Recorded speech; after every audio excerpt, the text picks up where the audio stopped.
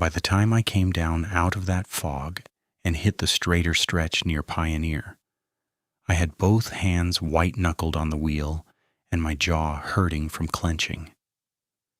I kept waiting for sound to come back in through the cracked window. Frogs from the ditch, some farm dog raising Cain, even a loose chain on my own trailer tapping wrong. But all I heard was the diesel and my own breathing. I told myself I'd gotten worked up over nothing. You run enough mountain roads at night, your mind starts hanging faces on shadows. That's just fact. I'd said that to rookies and believed it every time.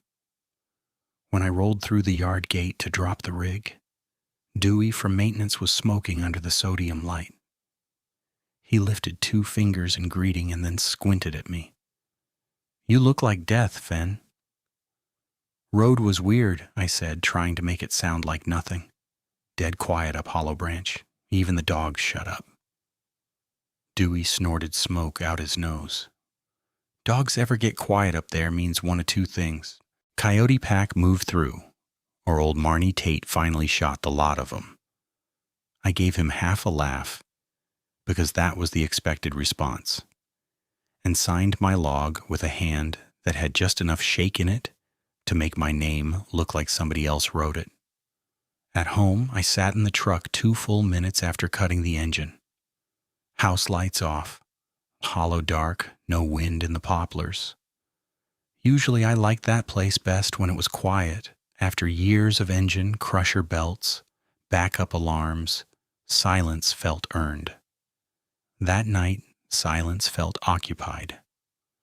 I went inside anyway, checked the latch like always, set my thermos in the sink, and stood at the back window, looking up the rise where the tree line started. Nothing there but black, nothing moving. I still left the porch light on till dawn. I was at the diner in Jellicoe by 6:30, more out of habit than hunger. Same booth by the coffee station, same laminated menu I hadn't really looked at in 10 years. Wanda topped my cup and said, "You look rough, honey." Didn't sleep. Then eat twice. I was halfway through biscuits and gravy when I made the mistake of mentioning the deer. "Strangest thing," I said. "Had 6, maybe 7 of them just standing up slope from Hollow Branch. Didn't spook, just stared uphill like statues." 2 old men at the counter stopped talking. I noticed because old men in that diner never stopped talking, not even to chew. One of them turned on his stool, Cole County face, nose bent twice, cap stained dark with sweat salt. I knew him by sight. Earl Pennington, retired from number 8 seam. Walked with a hitch from a roof fall in 94. "What time was that?" he asked. "A little after midnight." "On Hollow Branch?" "Yeah." His mouth flattened. "Don't run that road after midnight." I waited for the grin, the punchline, the ha-ha. It didn't come. His friend, Buck Avery, gave a dry cough into his fist and said to Earl, low, but not low enough, "Leave it." Earl kept looking at me. "You heard me." Wanda swooped in with the check and did that thing folks do around here when they want to change weather quick. "Road crews were blasting up near the old substation last week," she said. "Animals get skittish. Probably all it is." "Probably," I said and paid. Outside, standing by my truck, I could feel Earl's stare through the window glass. I told myself old miners collect stories the way some folks collect knives. Doesn't make the knives magic. At dispatch, I put in a maintenance note anyway. CB static burst near Slate Cut. Possible electrical interference. Wildlife behavior abnormal. I almost scratched that last line out, then left it. Better to sound fussy than stupid. Steward in the office read it with his glasses low on his nose and said, "You hearing anything else? Alternator whine? Light flicker? Couple sputters on channel 19. Could be me, could be line noise. Truck's got 280,000. he said. Could be all of it. He stamped the work order and handed it through the slot. If you boys kept these rigs on paved roads instead of goat paths, I could retire before I die. In the maintenance bay, Mikey popped my hood, scraped white-green corrosion off the battery posts with a screwdriver, and held up a frayed section of injector harness, like a fisherman showing me his catch. "There's your ghost," he said. "Wires near through. Moisture gets in, whole system gets squirrely. Would that throw the CB? Would throw your marriage if it could." He grinned. "I'll swap it. You buy me a biscuit." I stood there watching him work, hands in my pockets, feeling stupidly relieved at a dirty piece of wire. Wire made sense. Corrosion made sense. None of it had teeth. When he finished, he thumped the fender. "Good as she gets, Fen. If it acts up now, it's operator error." "I'll blame you anyway." That's management material right there. I called my sister on my lunch break instead of Sunday. May answered on the second ring, wind loud behind her. She teaches middle school over in La Follette and always sounds a little tired by noon. "You're early," she said. "Everything okay?" "Yeah." I almost hung up right then. "You ever hear anything about Hollow Branch being off?" She waited a beat. "Off how?" "Just weird, quiet, animals acting wrong." "Fenris," she said in that careful voice she uses when she's trying not to poke a bruise. "You're still not sleeping right, are you?" "I sleep fine." "You said that at Daddy's funeral and then fell asleep standing at the kitchen sink." I closed my eyes. "I'm fine. Truck had electrical issues last night. Probably just jumped me." "Probably," she said gently. "You're carrying too much shift time, though. You can't keep doing nights and acting shocked when your brain starts misfiring." "Brain's not misfiring."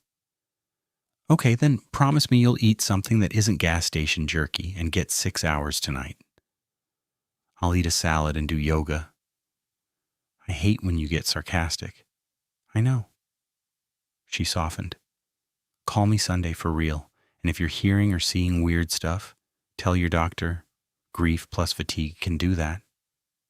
Grief. I hated that word mostly because it fit too many things at once. "Love you," she said. "Love you too." I sat there after the call with the phone in my hand and watched a loader back up to the crusher, brake lights blooming red in coal dust. I told myself she was right. Lack of sleep will turn a coat rack into a man with a rifle if you let it. That evening before heading out again, I did what any sensible man does when he doesn't want to admit he's scared. I over-prepared. Checked both batteries with a meter, tightened terminals, tested lights, horn, hazards, pulled the glove box apart, tossed out old receipts, and put a fresh flare gun in with 6 cartridges still sealed in plastic. I even dug my dad's mag light out of a kitchen drawer and jammed new D cells in it. Beam cut like a blade. I caught myself doing all this and got mad. At what? A patch of quiet woods? I laughed once, sharp and mean, and slammed the hood closed hard enough to ring. At the fueling station, Big Leon from day shift saw the flare gun case on my passenger seat and leaned in my window. "What you hunting, Fen?" "Bears," I said. "On Hollow Branch?" "Ain't no bears up there, just meth and bad decisions." "Then I'm covered twice." He laughed, but then he squinted toward my route card clipped to the visor. "You running church turn-off side tonight?" "Yeah." His smile thinned. "I'd take 25W and eat the miles." "Dispatch wants tonnage on time." "Dispatch don't sit behind a windshield at 1 a.m. I shrugged like I didn't care. He tapped the door twice and stepped back. "Suit yourself," he said. Night came down heavy and wet. By 10:30, the fog was already threading low spots, and by 11:15, the ridge lines were gone entirely, just black above gray. AM gospel faded in and out between stations, choir voices stretching weird when the signal bent around the mountain. Everything worked fine mechanically. Voltage steady, RPM steady. CB clear except for the usual chatter. A tanker complaining about potholes on 63. Somebody asking about a speed trap near Caryville. Somebody else singing off-key till another driver cussed him quiet. By the time I turned onto Hollow Branch Road, chatter dropped to static. Not unusual. Terrain eats signal. What wasn't usual was how fast the world emptied. First, the frogs vanished from the ditch chorus like a switch got flipped. Then a dog I always expected by the Pruitt farm never barked at my headlights. Then nothing, not even wind.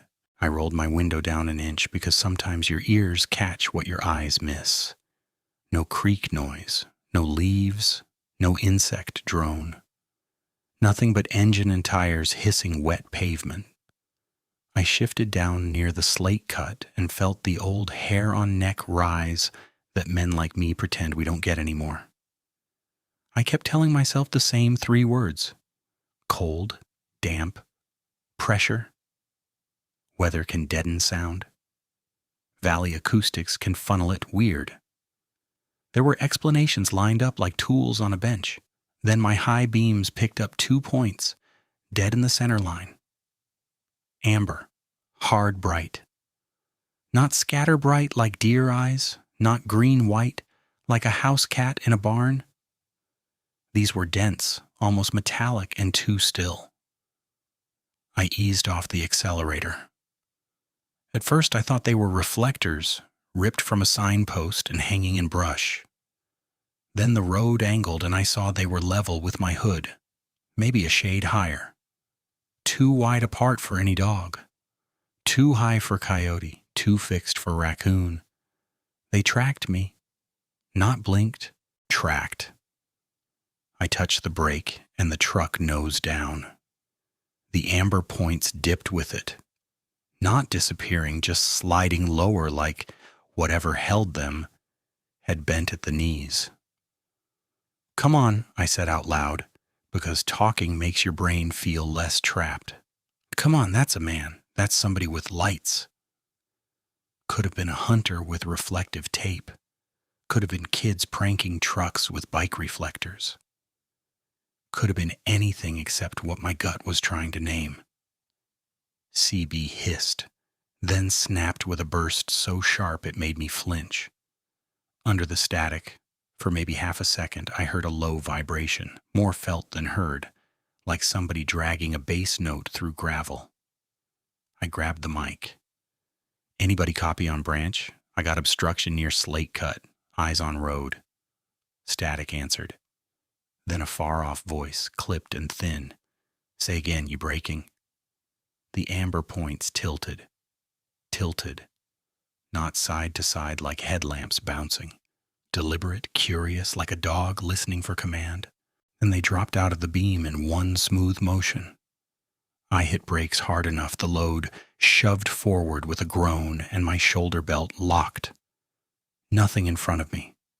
Just wet blacktop and mist, moving low like breath. I sat there with my foot mashed to the pedal and my pulse hammering in my fingertips. High beams reached all the way to the next bend. Empty. Probably crossed, I muttered. Probably in the ditch. Bear, maybe. Bears don't have eyes set that wide at that height. My mind offered this unhelpfully. Big bear, I said. Tall ditch. I laughed once, too loud in the cab. After a full minute, I rolled forward at 10 miles an hour, scanning left, scanning right, beams crawling over laurel thickets and fence posts, slick with rain. Nothing moved. No crash in brush, no snap of branch, no retreat sound at all. At the church turnoff, I pulled over and got out with the mag light. because either I was going to prove myself wrong or drive home with this thing living in my head forever. Cold air hit like wet cloth. Road smelled of shale and old leaves. I swept the beam over center line, shoulder, ditch. Saw fresh deer tracks punched in mud, a soda can, one torn trash bag snagged in honeysuckle. No paw prints clear enough to call, no boot prints either, though the gravel was too wet and churned to trust. I kept the light moving because I didn't want it fixed on one patch too long. When I got back in, my hands were colder than the air should have made them. I finished the run 30 minutes late and said nothing to dispatch except road hazard delayed me. At home, I stood at the bathroom mirror, looked myself in the face, and said, "You saw I shine. That is all." Then I rinsed coffee from my thermos and set the flare gun on the kitchen table within reach before I went to bed. Next afternoon, I slept maybe 3 hours. Dreams came in pieces. Headlights, fog, those 2 amber points, hanging in dark, like nails heated in a forge. I woke with my heart racing and cussed myself for being dramatic. At the yard, I tried bringing it up casually with a couple drivers loading beside me. "Y'all ever seen a big dog up Hollow Branch?" I asked. "Like somebody's farm mutt?" one said. "Bigger." He shrugged. "I seen coyotes. I seen one lanky wolf-looking thing years back. Could have been a shepherd mix." Big Leon overheard and barked a laugh. "Fen sees one deer and starts ghost stories." I didn't say ghost. Then what? "Just asking." Answer still no. Mikey from maintenance leaned out the bay door and shouted, "Your electricals held last night?" "Yeah." "There you go then. Fixed." Easy for him. Wires don't stare back. I almost asked if reflective street signs could look like eyes and move. Instead, I signed my paperwork and shut up. Rain started just before midnight, light and needling. Enough to put shine on the blacktop. I took Hollow Branch anyway because I didn't know what else to do with myself. If I avoided it now, every story men told in low voices would own me forever. I kept speed lower than usual and ran with high beams whenever no oncoming traffic threatened. Every stump looked like a crouched animal. Every mailbox post looked like a shoulder. At the slate cut, nothing. At the church turnoff, nothing. I exhaled so hard I got dizzy. "See," I told myself, "see? Fatigue and one weird deer stand and now you've spooked yourself like a kid." Then, coming around the long left bend past the abandoned feeder road, I saw it. Not eyes this time. A shape stood broadside against the pale limestone wall where the old road cut opened up dark against light. Too still to be brush and too tall to be any man I've ever known. For the first half second, my brain tagged it Hunter. Rain jacket, hood up, maybe standing on the bank. Then it unfolded higher. I don't know how else to say it. One moment the top of it sat near hood height. Next it rose like it had been half crouched, shoulders climbing above my windshield line. Neck jutted forward, not upright like a person, more like something built to carry weight from the front. The silhouette broadened until it looked as wide as a barrel chest horse, turned sideways. I slammed my brakes, and the rear end fishtailed an inch before catching. Wipers thumped once, twice, smearing rain into streaks that made the outline shiver. The thing didn't run, didn't wave, didn't do any human "hey, help me" motion. It held perfectly still with one arm, if it was an arm, angled down toward the guardrail. My high beams hit full, and I expected detail to pop out. Camo fabric, backpack straps, antlers, something normal. Instead, the light seemed to swallow into it. The outline stayed black where it should have reflected. Only the edges took shape. Head too long front to back, shoulders rolled high, lower legs set wrong for a man. Like the joint sat backward. I blinked rain from my eyes and leaned forward over the wheel. Bad idea. The shape shifted, and in that shift I felt, plain and physical, that it was aware of me in the same way I was aware of it. Not startled, appraising. Every muscle in my arms locked. I grabbed the CB mic with my left hand without taking my eyes off the windshield. Unit 14 on Hollow Branch. Anybody copy? My voice cracked. I got a person or animal in lane near feeder cut. Static. Then an open squelch. No words. The silhouette moved one step, not a human step. Too smooth through the hips. Too quiet. Center of mass staying high while the upper body pitched forward. It passed behind a shred of fog and came out closer to the center line. For a second, I saw the top of it against open sky where the trees broke, and that's when size landed on me for real. The head cleared my hood by a lot. Shoulders would have filled my doorway. I stomped the horn, long blast.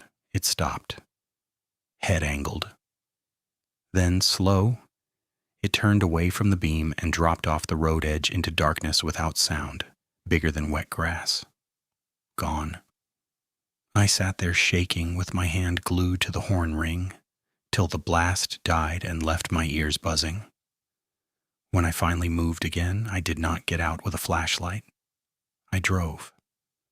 Slow at first, then faster than I should have, every glance in the mirror, expecting something to be running behind me in the rain.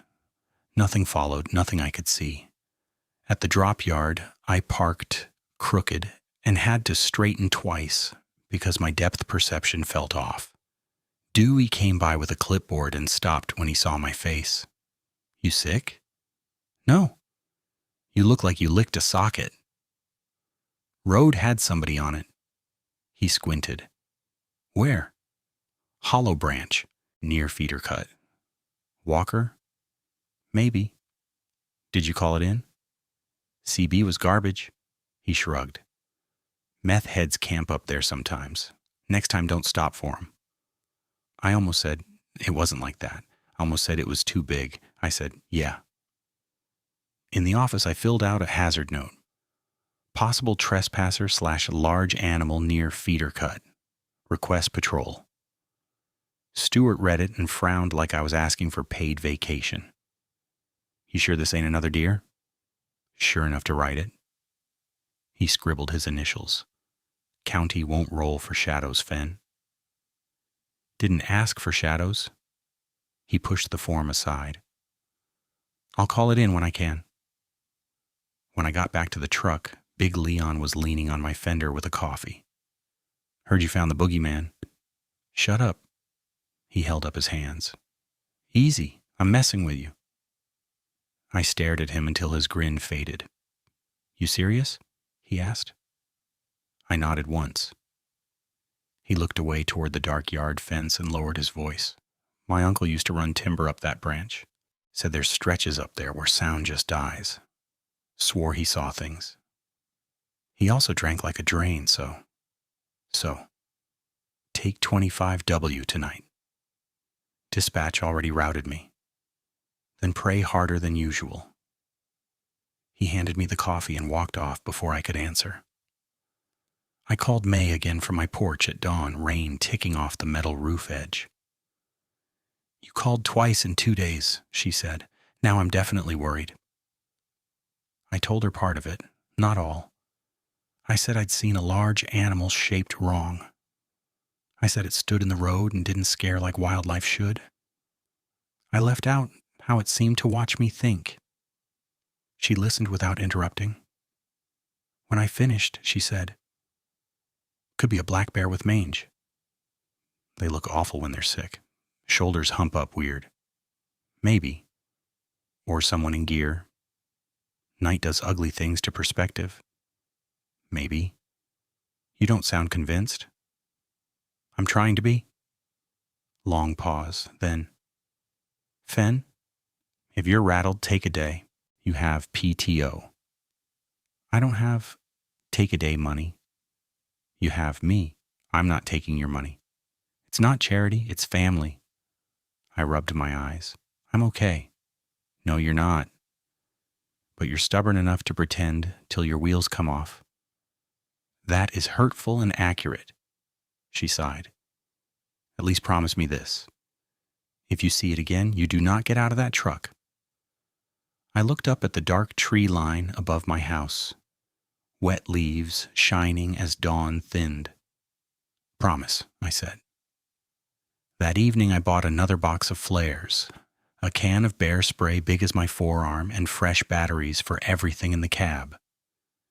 The kid at the hardware counter scanned it all and said, "Big camping trip?" Something like that.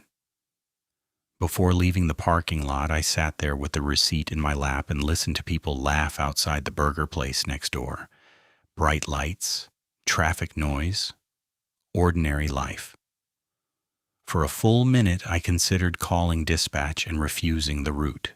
Then rent, fuel, and pride lined up and shoved me back into gear. On Hollow Branch, mist crawled low and thin, not as heavy as the night before. My engine sounded fine. My gauges were fine. I was not fine.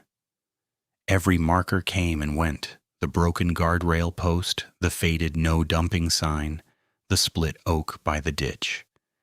And I kept waiting for shape or eyes and hating myself for waiting.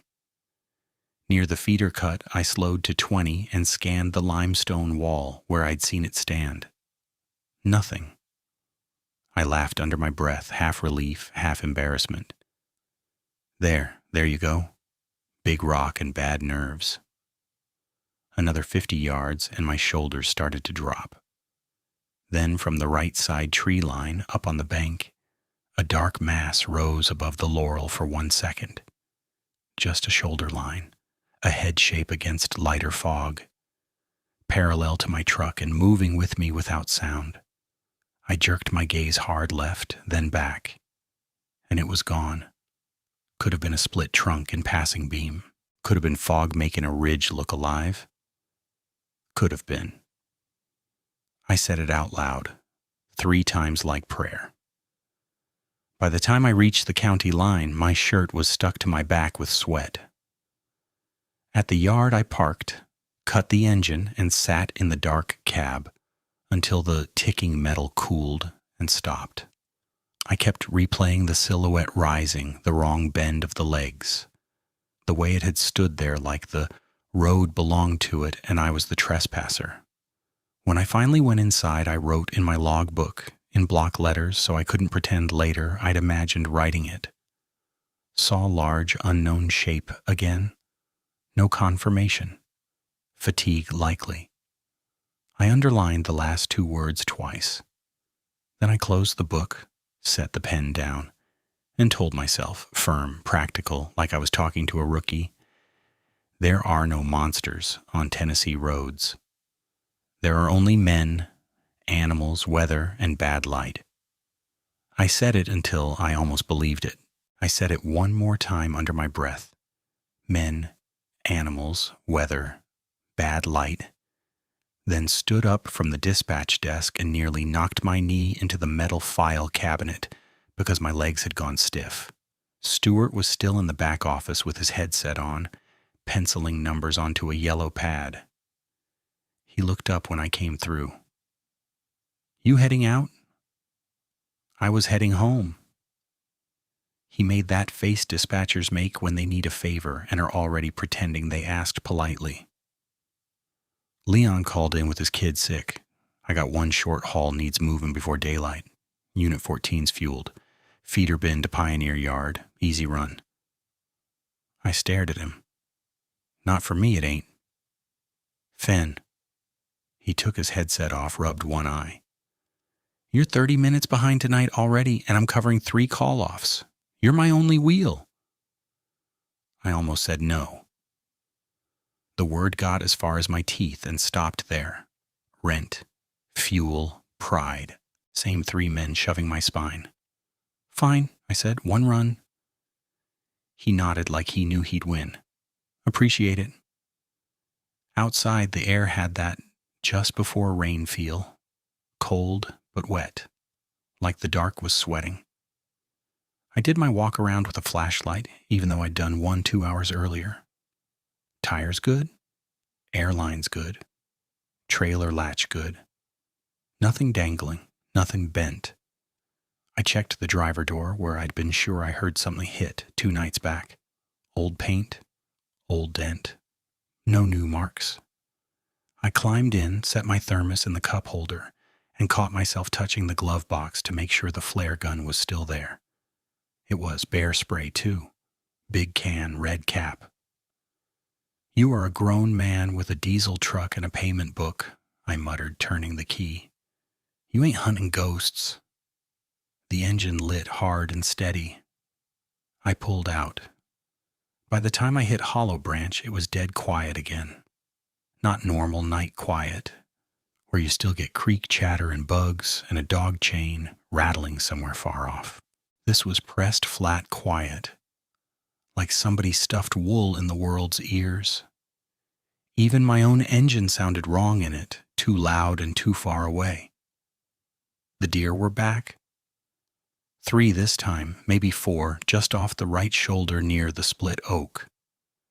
They stood in the weeds, with their necks stretched uphill toward the tree line. None of them looked at me. Not one. Their flanks were quivering like they were cold, except it wasn't cold enough for that. I eased off the throttle and rolled past at maybe 10 miles an hour. They never moved. At the old substation cut, the CB cracked alive with static so sudden I jumped and hit the steering wheel with my wrist. Shh! Then underneath it, for half a second, that same low chesty vibration, almost not a sound at all, more like hearing a truck idle through your ribs.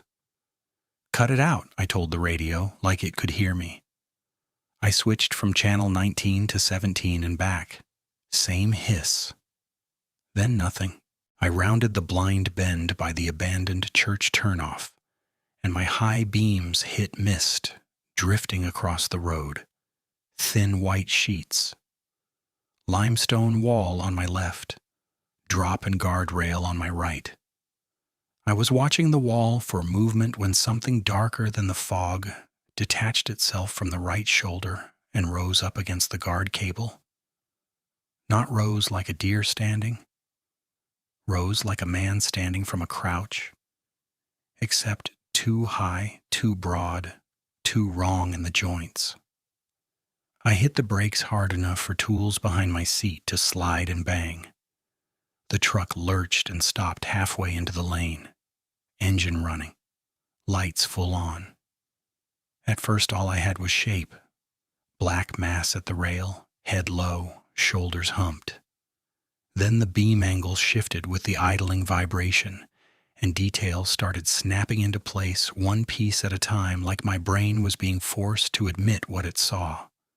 A muzzle, long, wet, and narrow at the front, wider at the jaw, breath fogging out in bursts, ears pinned flat against the head, forelimbs, arms, set high on a barrel chest, and the end of the right one was wrapped around the guard cable. Not a paw, a hand. I saw fingers, 4 long ones and a thumb set low, knuckled and dark, curled tight around steel as easy as if it were rope. Its fur wasn't fur like a dog's coat. It hung in wet ropes over its shoulders and down the outside of its arms, matted with mud, almost black in my lights. Along the ribs there were pale patches where hair was gone completely. Gray skin stretched tight and cross-hatched with old scars. One scar ran from under the arm down toward the belly, puckered and shiny. Its head turned toward me without moving the shoulders first. Eyes hit my windshield. Amber, reflective, not blinking. My body did a thing it had never done in 20 years. Behind a wheel. every muscle locked at once. Hands clamped so hard on the steering wheel, my fingers went numb. My tongue stuck to the roof of my mouth. I forgot how to swallow. I forgot every smart thing I had told myself in the dispatch office. I forgot what words were. It opened its mouth slightly and I saw teeth. Long, yellowed, uneven. Too many visible at once, because the lips peeled back farther than a normal dog's. A string of saliva dropped from the lower jaw and shone in the lights.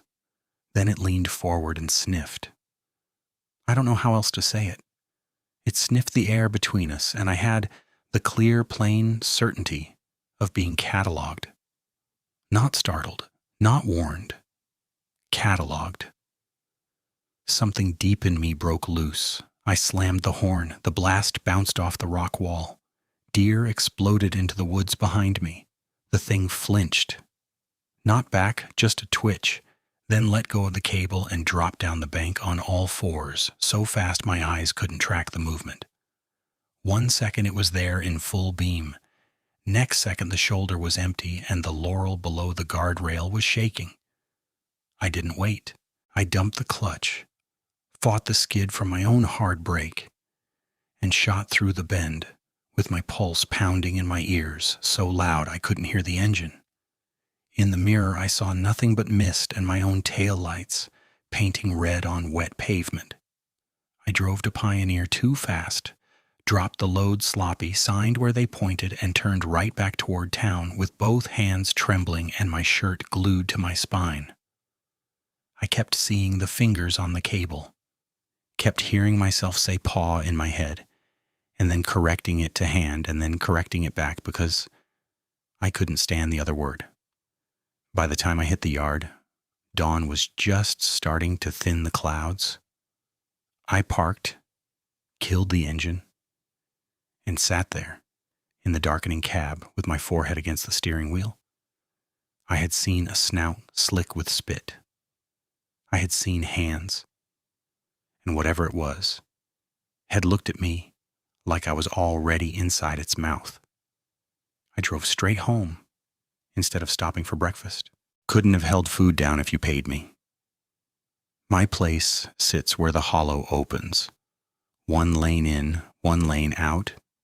Trees stacked up behind the house, like a wall. I usually hate town noise and love that quiet. That morning when I turned into my gravel and saw the porch light still glowing from where I'd left it, the whole property looked wrong, like somebody copied my life and got the details off by half an inch. Mailbox door hanging open. Trash can tipped on its side by the steps. Mud on the porch boards.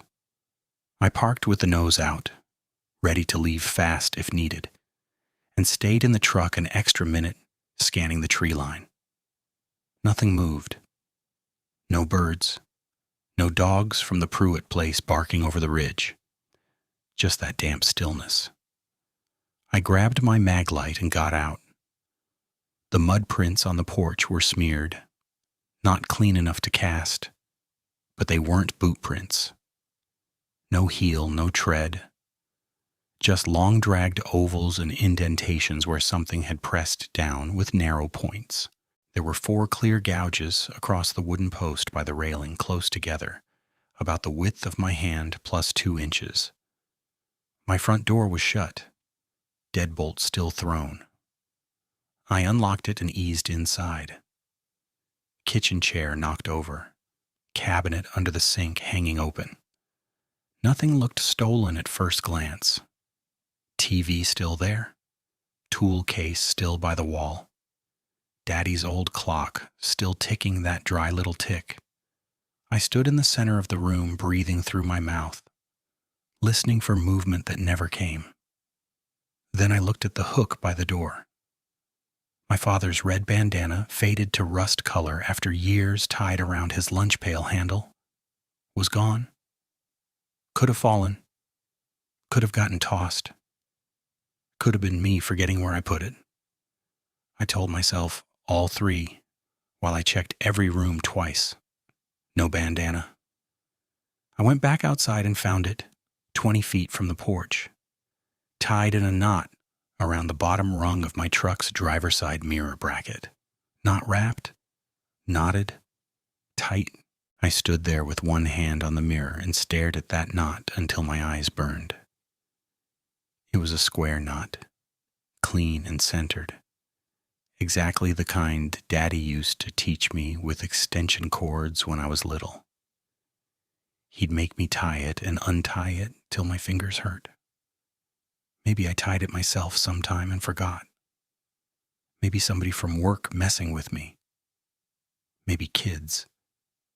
Except no kids came up this hollow, and nobody I knew would climb my porch, go inside my house, and tie my dead father's bandana on my mirror before dawn for a joke. I untied it with shaking fingers and stuffed it in my pocket like it could burn. Then I checked the truck hood and saw a smear across the dust and damp from left headlight toward the emblem. Not a paw print. More like something dragged the side of a hand across it. Long streaks, parallel with spaces between. I backed up and scanned the gravel around the truck, too churned from my own tires to read much. But on the edge near the ditch were two deep impressions, close together, like something heavy had dropped weight on the front of its feet and pushed off. I went inside and locked both locks. Then I did what I should have done 2 encounters ago and called somebody official. TWRA first. Got a recording. Sheriff non-emergency next.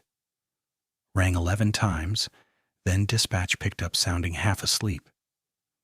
I gave my name, address, and said I needed somebody to look at unusual tracks and possible break-in. Any forced entry? No. Anything taken? I looked at the empty hook and hated my own answer. Not exactly. Sir, if there's no damage and no suspect in area, deputy can swing by when available. When is available? Could be today, could be tomorrow. Storm calls backed up. I almost laughed. Sure, tomorrow'll be great. She ignored the sarcasm. Stay inside if you feel unsafe. Unsafe, good word for it. I called May next. She answered on the second ring with that teacher voice she uses before coffee. Everything okay? No, I said. Silence. Then gentler. What happened? I told her this time without editing the ugly parts, the snout, the fingers, the bandana knotted to my mirror. She didn't interrupt until I was done. Fen, are you sure you tied that yourself sometime? No. You sound sure. I am sure. Another pause. I heard classroom noise in the background, kids laughing, chairs scraping, ordinary world stuff that made my chest hurt. Listen to me, she said. You're not going back out there tonight. I have dispatch. I don't care about dispatch. I do, when dispatch pays my light bill. I'll transfer you money right now. I said I'm not taking your money. You'd rather die proving a point? I sat on the edge of my couch and scrubbed a hand over my face. I don't know what I'd rather, May. I just know if I stop every time fear says stop, I don't work again. You're not afraid of work. You're afraid of being wrong. That landed hard because it was true and because I hated hearing it. She lowered her voice. Promise me again. Don't get out of the truck. If anything feels off, you call it and come back. Yeah. Say it. If anything feels off, I come back. And if dispatch throws a fit, I let him. She exhaled. Good, I love you. Love you too. I slept maybe 3 hours with my boots on and the mag light beside the pillow like that would help against anything with fingers strong enough to bend cable. Woke before dark to rain tapping the roof and a knot still sitting under my sternum. When I stepped onto the porch for coffee, I found my spare set of work gloves, usually on the nail by the door. missing one left glove. Just one. Could have blown away in wind. There was no wind. By evening, the rain had turned to mist again. I drove to the yard with my jaw clenched so tight my temples ached. Dewey was by the fuel island smoking under the awning. "You look like 10 miles of bad road, Finn." "Feel like it." He flicked ash. "Heard you asked Sheriff to come look at your place." "You get robbed?" "Not robbed." "Then what?" I looked at him and saw exactly how this would go if I told the whole thing. Jokes, concern, then stories growing legs, till my name was punchline at Wanda's counter for a year. "Probably raccoon," I said. Dewey barked a laugh. "Biggest raccoon in Campbell County, huh?" "Something like that." In the bay, Mikey handed me a clipboard and said, "Unit 14 was good to go. Wiring checked. Battery terminals cleaned again. For your peace of mind." He said it like he was being kind. Maybe he was. Stewart met me at the office door with that tight dispatcher smile. "Need you on Hollow Branch one more run. 63's got a washout crew and lane closure till midnight. 25W backed up with a wreck. This is fastest." "I'm not running Hollow after midnight." "It's 11:15 now. You'll clear it before." "Don't play clock games with me." He held up both hands. "I'm not. I need freight moved. You're my cleanest driver, in and out." I should have walked. I knew I should have. Instead, I signed. As I turned away, he said, "And hey, don't psych yourself out. Earl Pennington's been filling everybody's head with number 8 stories again." "Earl can fill his own," I said, though my stomach dropped hearing the old man's name in this context. I climbed in and checked everything again. Flares, 6 cartridges, bear spray, full. Flashlight, fresh batteries, door locks working. CB noisy but alive, phoned 42% and 1 bar. I pulled out into mist and sodium vapor glow and felt the last of town lights fall behind me like a door closing. Halfway up Hollow Branch, my phone lost signal. Not low signal. No signal. Just empty bars and SOS blinking once before disappearing. I switched on the CB static, tried calling out anyway. "Unit 14, northbound Hollow Branch. Radio check." Nothing but hiss and distant pop. I passed the Pruitt Farm turnoff and saw no lights in their windows. Church turnoff, no lights. Substation dead dark. Even the little reflector stakes looked muted in the fog. At the feeder cut, I saw something hanging from the guardrail cable ahead. Small, pale against the dark. I slowed without meaning to. My headlights washed over it, my left work glove. Pinned through the cuff on the cable with a sharpened stick, fingers pointing down toward the ditch. My breath stopped. For one dumb second, my brain tried to make up reasons. Kids, wind, prank. But none of those reasons drove up my hollow. Took one glove and hung it miles away, on the exact road I kept crossing. "It knows me," I heard myself whisper. The words changed the air in the cab, made everything before feel like warning and everything after feel like schedule. I looked into the mirror and saw nothing but mist, looked ahead and saw nothing but road. But I could feel it there, not in a mystical way, just in the oldest animal way, the sense of being lined up from somewhere outside your sight. I pressed the throttle, meaning to push through and clear the stretch. The engine coughed once, not a full miss, just a stumble like it swallowed water. Then again, harder. I checked gauges. Oil fine, temperature fine. Voltage flickering lower than it should. Hey, come on, come on. I shifted down and kept rolling. If I stopped here, I was done. A shape moved in the trees to my right, just parallel, keeping pace just behind the cab, where my mirrors caught only fragments, dark shoulder, then absence, then a low head slipping between trunks without branch noise, without leaf crash, just smooth movement where nothing that big should move smooth. I hit the air horn, long blast, another. Sound bounced and died. No farmhouse lights came on, no dogs answered, nobody. The shape vanished again. 100 yards later, the road narrowed where storm runoff had eaten the shoulder. On my left, limestone wall. On my right, drop into Laurel and Creek. No room to turn around with a trailer even if I wanted to. I reached for my phone and set it on the dash. Thumb ready in case one bar popped up. Screen showed nothing, then blacked out at 39%, like the battery had been yanked. I slapped it, held power, got logo, then black again. Great, I said to nobody. Ahead around the next bend, something lay across the road. At first I thought fallen limb. Then beams caught bark, wet leaves, fresh splintered trunk the width of my thigh, dropped from upslope and stretched from wall to guardrail. Not huge enough to stop a bulldozer, plenty enough to stop me. I braked hard and came to a shuddering stop, 20 feet short. Reverse was possible in theory.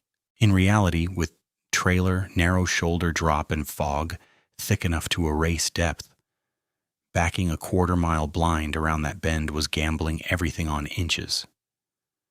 I threw it in reverse anyway and eased off the brake. Nothing. Truck didn't move. I tried again, more throttle. Rear tires spun and caught. Trailer shifted. I felt the right rear drop an inch toward shoulder crumble and froze. If I kept trying, I'd jackknife into the rail or put the trailer in the ditch. I set the brake and sat there breathing hard, both hands on the wheel listening. At first only engine idle and rain ticks. Then from behind the trailer, faint and deliberate, came the metallic twang of guardrail cable being plucked once, then once more. My mouth went dry. I looked at my side mirror. Fog. Dark. Nothing. Another sound, this time on the left, from the rock wall side. Claws or nails, whatever they were, scraping limestone with a slow, gritty drag. Not rushing, not wild, closing. I locked both doors, even though they were already locked. Cracked open the glove box and wrapped my hand around the flare gun grip. The engine stumbled again, idled rough, and then settled into an uneven shudder. Ahead, the fallen trunk blocked the lane. Behind, something heavy moved just outside my mirror's edge. No signal, no shoulder, no room to turn, no place to run. And whatever had taken my glove, tied my father's bandana, and watched my house, was now on both sides of my truck. And whatever had taken my glove, tied my father's bandana, and watched my house was now on both sides of my truck. For maybe 2 seconds, I did nothing but listen to my own breath scrape in and out. Then the engine dropped from rough idle to a low, strangled chug. The dash lights dimmed, brightened, dimmed again. No. It died. Just flat died, like somebody reached in and pinched the fuel line shut. The cab went dead quiet except for rain ticking the windshield and the metal ping of cooling engine parts. My headlights stayed on for a heartbeat off residual power, then faded weak. In that weak yellow, something moved ahead by the fallen trunk. At first, it was only a shifting dark knot in mist. Then it stood up. Not rose from crouch, stood up, unfolded. Higher and higher in one strong, jointed motion until its head sat above my hood line. Shoulders spread wider than a man's with a slope from neck to arm that looked built to pull things apart. It stepped into the center line, and I saw it whole for the first time. Digitigrade legs, hocks bent backward like a giant dog, thighs rope-thick under wet fur. Torso almost human in proportion, but too deep through the chest. Ribs flaring huge with each breath. Arms long enough that the hands hung near the knees, and those hands were not paws, 4 long fingers and a low thumb, each tipped with a curved black claw that clicked once against the wet asphalt. Fur hung in dark ropes along shoulders and spine, matted with rain. Along the right ribs and lower flank, the fur thinned to scarred gray skin, shiny and tight over muscle like old burn tissue. Its head was wolf-like and not wolf-like at the same time. Long muzzle, nostrils flaring, lips pulled enough to show yellow teeth too long and too many to be normal. Ears pinned back flat. Eyes amber, but not the soft amber of deer or hound eyes in light. Hard metallic, like light had to fight its way out instead of in. When those eyes fixed on me through my windshield, I got the exact same feeling I'd had when I saw my glove on the guardrail. Not animal in road, not random encounter. Selection. Its chest moved once.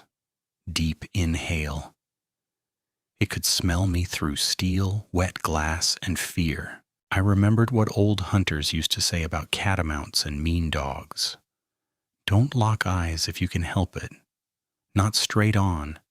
Not challenge long. Predators read that. So I dropped my gaze a hair, enough to watch in reflection on the dark parts of the windshield, not direct. It took one step forward, slow, deliberate, like it owned lane and night and my pulse. Then one hand reached out and tapped the grill. Talk. Not hard, just a test. Metal answering claw, talk. A second tap, this time dragging one nail down to the bumper. Screech of metal on metal, high and thin. I fumbled for the key and cranked. Starter clicked once. Nothing. Again. Click, click. Dead. Its lips peeled farther back, not in a dog snarl exactly. Almost like a smile that had never belonged on anything living. A sound came out of it then. Low and chest deep. Half growl, half wet exhale. The same layered vibration I'd heard, buried under CB static nights before. It tilted its head as if listening to what that did to me. I tasted copper where I'd bitten my tongue. My hands shook so bad I almost dropped the flare gun. Behind the cab, guardrail cable twanged again. Not this thing this time. Something hit it? No. Its own movement echoing back as it shifted around the truck's nose. One eye disappeared from view, then both. Then it slid left, out of direct beam, and reappeared at my driver's side. A black shape filled the window. The door exploded inward with a single forearm strike.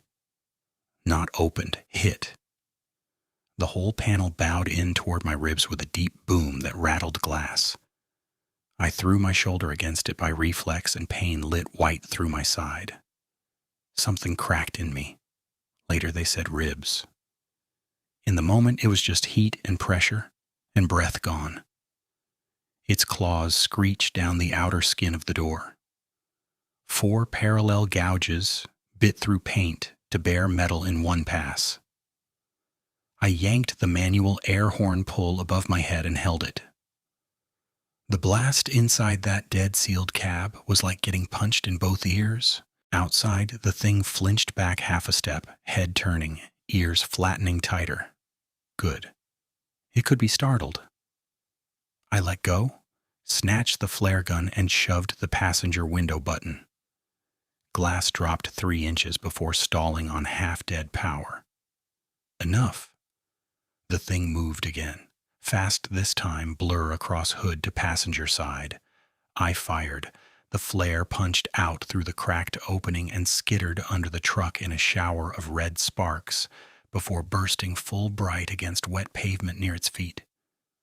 The cab filled with red strobe and smoke. For one frozen instant, the whole creature was etched in bloodlight, scars silver white, saliva roping from jaw, hands spread, claws splayed, muscles bunched to spring. It didn't like the flare. It recoiled. Not fear exactly. More insult, confusion, pain from light/heat all at once. Good enough. I kicked the transmission to neutral, grabbed the parking brake release, and dropped it. At first, nothing.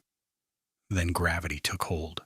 The truck rolled backward an inch, then two, then started creeping downhill the way I'd come, trailer groaning behind me. I kept one hand on wheel, one on shifter, eyes split between mirrors and windshield reflection. The red flare burned under the front axle, then spit out behind as we rolled. Rain hissed on it. The creature recovered and lunged toward the driver's side again, slamming shoulder first into the cab. Another boom. Door bowed more. Side glass spider-webbed, then burst inward in a sparkling sheet across my arm and lap. Something sharp opened my forearm from wrist to elbow. Warm blood ran into my glove. I kept rolling. 10 miles an hour maybe, blind, backward into fog with a loaded trailer and a drop-off breathing at my right rear. Every inch felt like balancing a refrigerator on a wire. The trailer started to angle. I steered into it, tiny corrections, praying tires held. The flare's red light finally dropped away behind us. Darkness closed in. Now or never. I popped clutch in second while still rolling, turned key, pumped throttle once. Engine coughed. Caught for half a second. Died. Again, clutch, key, throttle. Cough, violent shudder. Then a roar like somebody waking up furious. Diesel smoke blew past the cab. Gauges flickered alive. I rammed it into gear and hit throttle hard enough to break rear traction.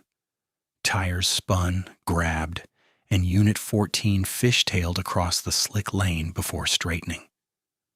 In my side mirror, what was left of it, I saw the thing pacing us from the ditch line, long strides eating ground, one hand touching guardrail posts as it ran, almost casual. Then it leaped. Something massive hit the tailgate once. Thud, hard enough to buck the trailer. 2 seconds later, a second strike, higher, metal screaming. I didn't look back again. I drove like hell through that bend, past the feeder cut, past the church turnoff, past every dark tree that had ever looked ordinary to me.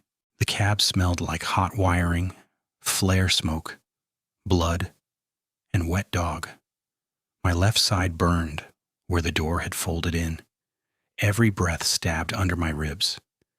I kept the horn blaring through half the descent, just to fill the silence with something man-made.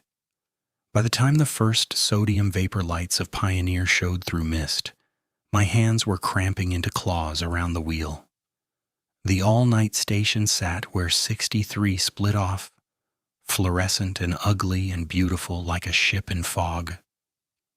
I rolled in too fast, clipped the edge of a puddle, and stopped, crooked across 2 pump lanes. I don't remember shutting the truck off. I remember trying to open the driver door and it sticking on the warped frame. I had to shoulder it twice. When it came free, pain lanced through my left side so hard I nearly blacked out. I got one boot on wet concrete and sat there half in, half out, breathing like I'd run a mile uphill.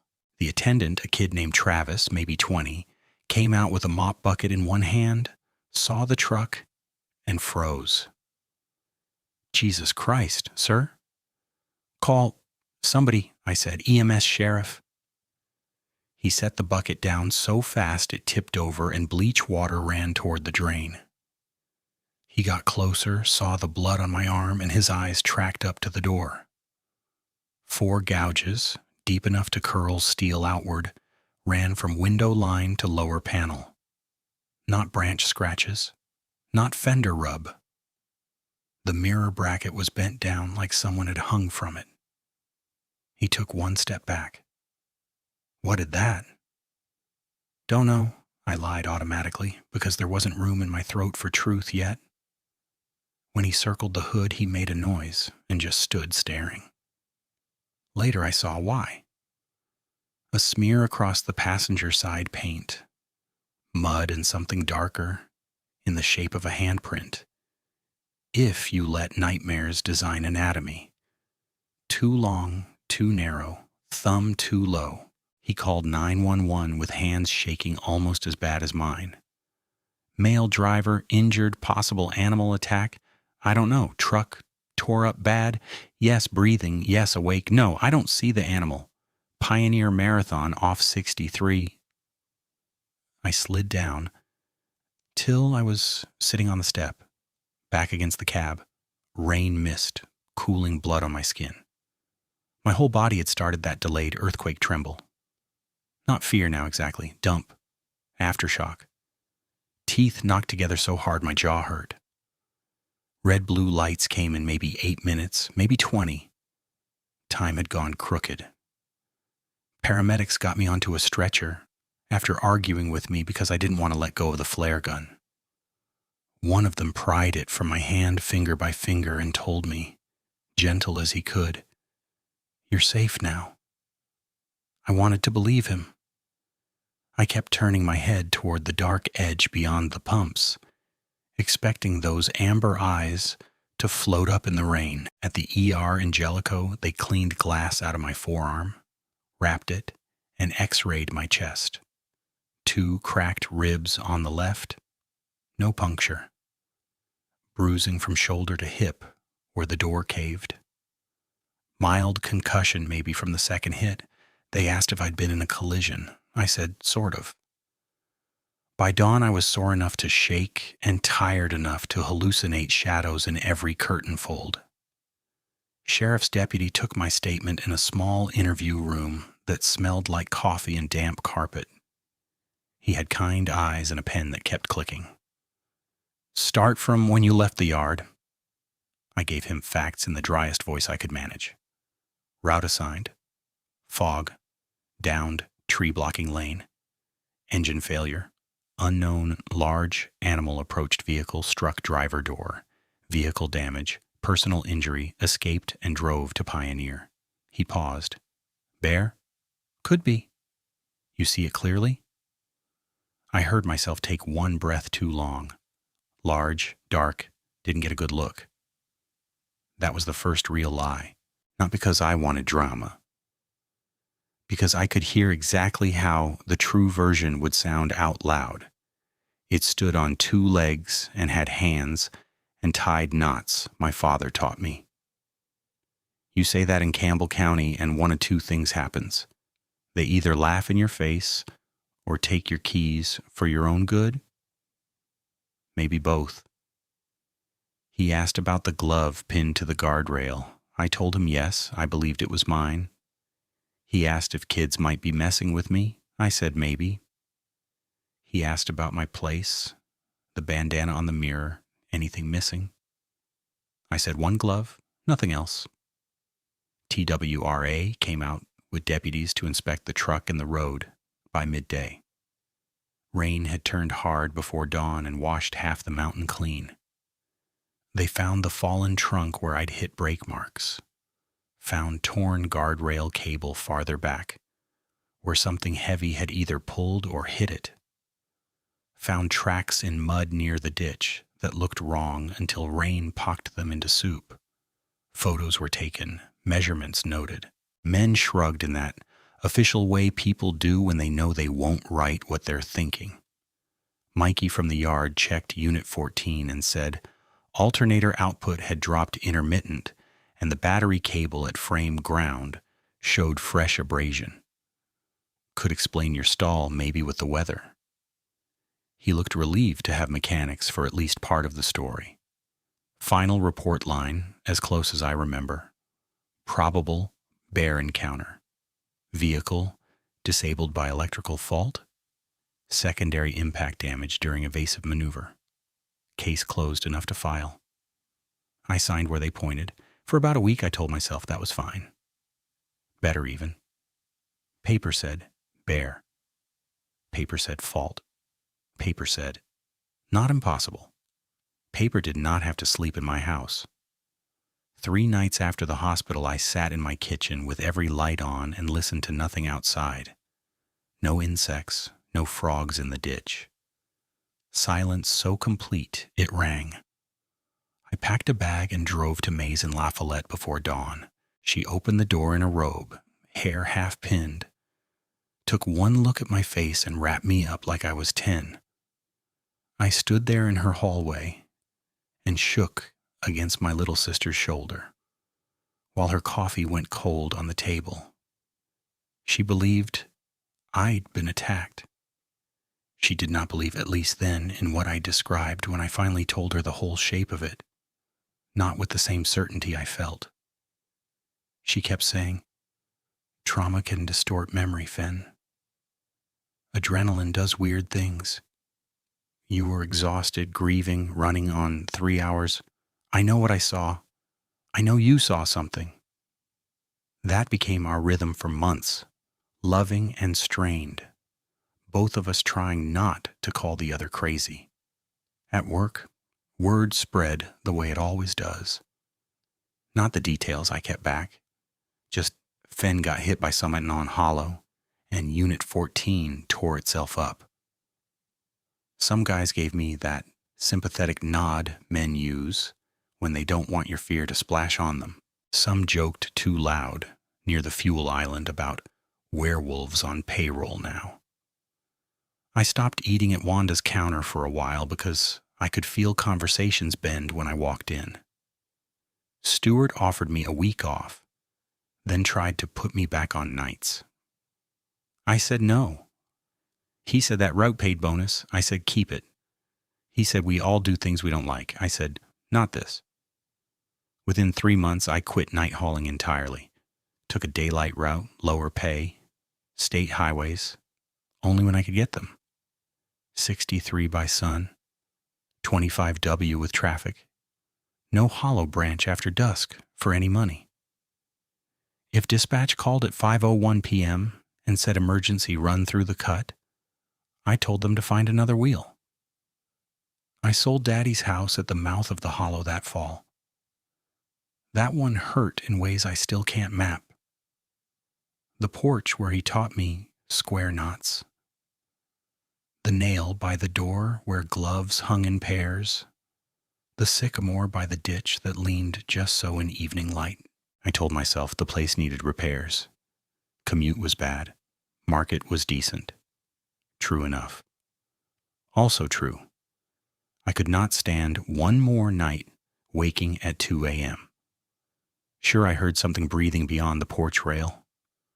I rented a small place, closer to town lights, neighbors on both sides, within shouting distance if glass broke. First week there, I put motion lights on every corner, cameras over both doors, longer screws and strike plates, and a steel bar for the back slider. I keep 2 road flares by every exit like fire extinguishers, one in kitchen drawer, one under bed, one in truck door pocket no matter what vehicle I'm driving. Hypervigilance, therapist calls it. Yeah, maybe. Big Leon caught me checking camera feeds on lunch break one day and didn't laugh. Just sat down beside me on the loading dock, took out a little silver medal on a chain and handed it over. Saint Christopher worn smooth from somebody else's thumb. My granddad drove timber rigs, he said. He swore by this. I ain't Catholic. Don't matter. Keep it anyway. I turned it in my palm. He looked out toward the highway and said quiet, "There are roads we don't owe our lives to." I've kept that medal on my key ring ever since. Now I'm based out of Knoxville, regional freight, daylight contracts only. Start times between 5 and 7, done before dark, unless weather or wrecks trap us. I still drive for a living because it's what I know, and because fear doesn't get to take the wheel in every part of my life. But there are rules. No hollow branch. Not at dusk, not at noon, not for nostalgia, not for closure. I root around that whole ridge like it's a sinkhole on the map. I sleep with a white noise machine because true silence still flips something primitive in me. Rain sounds, fan sounds, even fake ocean, anything but that dead mountain hush where every frog and bug has already decided to disappear.